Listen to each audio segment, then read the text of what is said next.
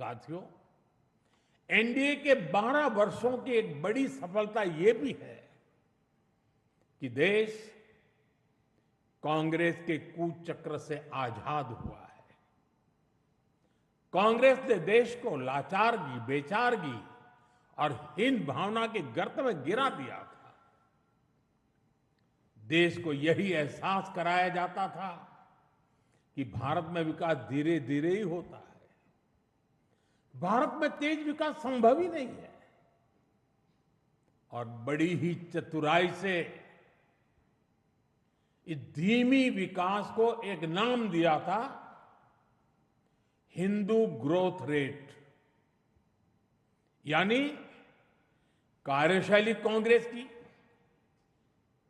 दायित्व कांग्रेस का, विफलता कांग्रेस की, लेकिन कलंक देश की बड़ी हिंदू आबादी के नाम लगाया गया। जबकि असल में इस कुसंस्कृति का नाम होना चाहिए था कांग्रेस ग्रोथ रेट। इस कांग्रेस ग्रोथ रेट में ना गवर्नेंस थी, ना नीति, ना नियत और ना ही निर्णय। साथियों, आज पहली बार अटल जी के नेतृत्व में एनडीए सरकार आई, तब जाकर हमें एक झलक दिखी कि विकास में गति कैसे आती है। लेकिन दुर्भाग्य से 2004 में देश फिर से अस्थिरता के बवंडर में और कांग्रेस के शिकंजे में फंस गया। विकास तो दूर की बात है, देश को कांग्रेस ने एक के बाद एक हजारों करोड़ रुपए के घोटालों में घसीट दिया। साथियों, देश का भाग्य फिर तब बदला जब 2014 में एनडीए की सरकार बनी।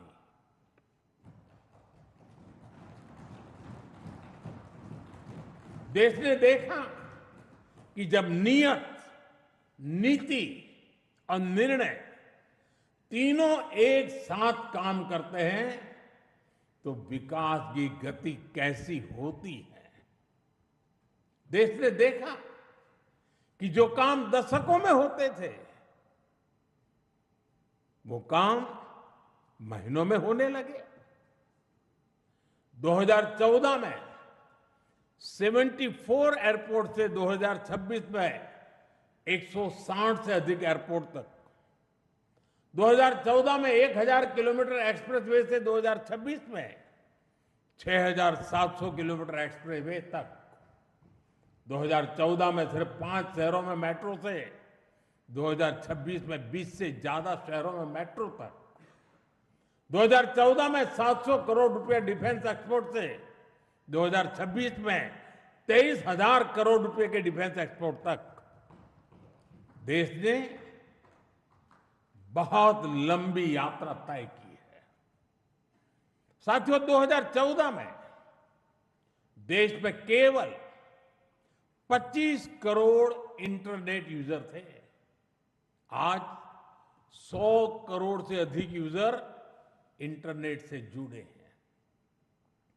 2014 में डिजिटल पेमेंट्स ना के बराबर थे। आज भारत डिजिटल ट्रांजैक्शन में नंबर 1 देश है। 2014 में भारत अपनी जरूरत का ज्यादातर मोबाइल बाहर से मंगाता था। आज भारत 33 करोड़ से अधिक मोबाइल हैंडसेट खुद बनाता है। 2014 में सोलर क्षमता केवल 2.5 गीगावाट थी। आज यह 150 गीगावाट से अधिक है। 2014 में एथेनॉल ब्लेंडिंग केवल 1.5% था। आज यह 20% तक पहुंच चुकी है। 2014 में देश की एक भी सेमीकंडक्टर यूनिट नहीं थी। आज देश में बन रही 10 से ज्यादा सेमीकंडक्टर यूनिट्स भारत को आधुनिकता की तरफ ले जा रही है। साथियों, हमने देश की जरूरतों को अपनी नीतियों और निर्णयों का आधार बनाया। नई सोच से नए फैसले लिए। हमने युवाओं के लिए स्किल डेवलपमेंट मिनिस्ट्री बनाई। सहकारी क्षेत्र को मजबूती देने के लिए अलग कोऑपरेटिव मिनिस्ट्री बनाई। हमारे मछुआरे भाई बहनों के लिए अलग फिशरीज मिनिस्ट्री बनाई। हमारा फोकस क्लियर था, विकास की इस दौड़ में कोई पीछे न छूटे। साथियों, हमने दिव्यांगजनों के लिए कानून बनाया। आदिवासियों के लिए जनमन जैसी योजनाएं शुरू की। पशुपालकों और मछुआरों को पहले किसान क्रेडिट कार्ड का लाभ नहीं मिलता था, हमने उन्हें भी इस सुविधा से जोड़ा। और इतना ही नहीं, हमारी सरकार ने रेहड़ी पटरी वालों को भी स्वनिधि क्रेडिट कार्ड की सुविधा दी। साथियों, सवाल यह है कि अगर 12 साल में इतना कुछ हो सकता है तो फिर दशकों तक क्यों नहीं हुआ?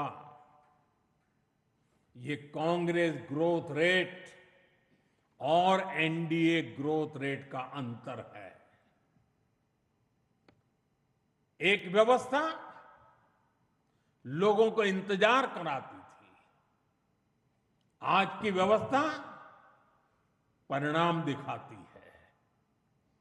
एक व्यवस्था काम अटकाती भटकाती थी, आज की व्यवस्था कहती है काम अभी होगा, समय पर होगा और बड़े पैमाने पर होगा। और इसलिए साथियों, 2014 से 2026 की कहानी केवल आंकड़ों की कहानी नहीं है। यह उस भारत की कहानी है जिसने पहली बार अपनी पूरी क्षमता के साथ दौड़ना शुरू किया है। वो भारत जो बड़े लक्ष्य तय कर रहा है और इन लक्ष्यों की प्राप्ति के लिए जी तोड़ मेहनत कर रहा है। साथियों, एनडीए के 12 वर्षों की उपलब्धियों की एक और विशेषता है। हमें ये उपलब्धियां वैश्विक अस्थिरता और अशांति के दौर में हासिल हुई है। एक स्थिर सरकार होने का लाभ क्या होता है, ये बार बार इस दौर ने साबित किया है। कोरोना के समय को हम कभी नहीं भूल सकते, जब हर तरफ हाहाकार मचा था, लेकिन भारत उस हालात को मुकाबला करते हुए भी सफलता से आगे बढ़ा। साथियों, दुनिया के बड़े बड़े देशों की अर्थव्यवस्थाएं संघर्ष कर रही है, तब भी 2025-26 में भारत ने 7.7% की ग्रोथ रेट हासिल की है।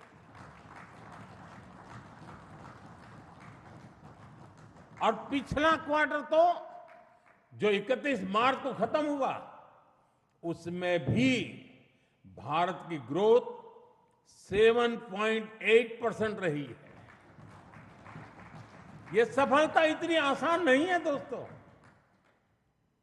हम फ्रेजाइल 5 के कटघरे से बाहर निकलकर आज दुनिया की तेज गति से आगे बढ़ने वाली अर्थव्यवस्था बन चुके हैं।